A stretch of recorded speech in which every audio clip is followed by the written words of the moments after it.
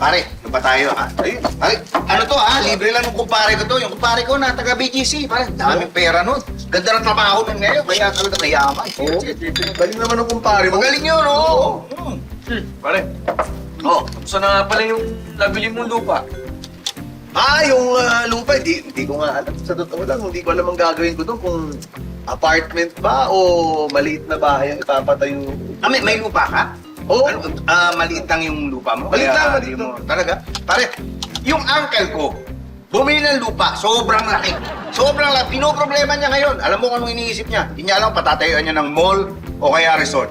Pare yun, grabe. Ang laki. Mall? Mall o kaya? Oo. Grabe naman yun. Ang laki ng lupa ng Ang kuya laki mo. talaga, pare. Dalawang bayan ang sakop nun. Pare, yung ano nga, magkaiba nga yung ano nun eh. Yung code nun eh. Yung zip code niya. Pare. Tapos nagtatalo yung dalawang mayor. Kung saan siya magbabayad ng tax.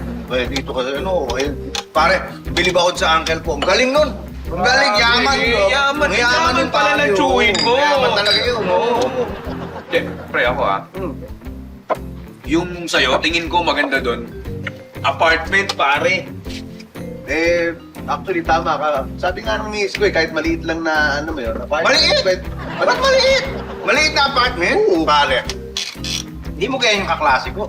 Yung kaklase ko, ibang apartment pinagawa, 4 na palapag. 4 na palapag, gwardyado. Harap, likod, gilid. Tapos lahat ng kanto, may CCTV. Sobrang high-tech. Kahit yung mga ipis, pag gumalaw, nare-record doon. Parang ang ganda-ganda ng hotel na yun. Parang hotel na. Kaya naisip ko, parang hotel ba to? Apartment lang pala, pare, oo. Bilib ako sa klase ko yan. Ang galing. Tsaka yung iba yun. Cheers.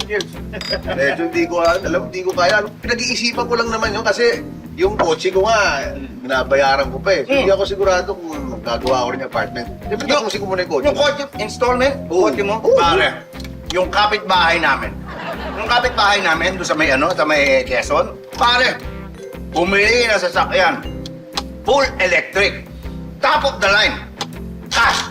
Cash! Pumasok sa showroom. Nagabot ng pera. Nag-drive pa uwi. Yun na yun. Tapos binigyan ng tip. Lahat ng mga salesman doon, pati manager. Parang bilib ako doon sa kapitbahay ko sa Quezon. Galing! Ang yaman. Ay, pare, teka lang ha. Ang tindi, oh. Teka.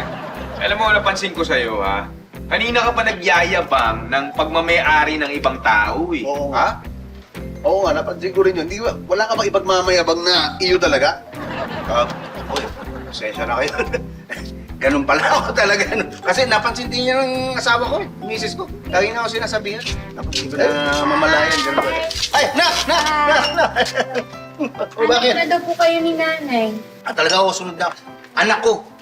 Anak, ang talino nito. Oo. Laging top 1 sa school. Tapos, lagi sumasali ng mga contest. Lagi na nanalo. Ang galing, talented pa. Magaling kumanta, magaling sumayaw. Ang ganda pa. Nanalo sa beauty contest sa school. Itong anak ko.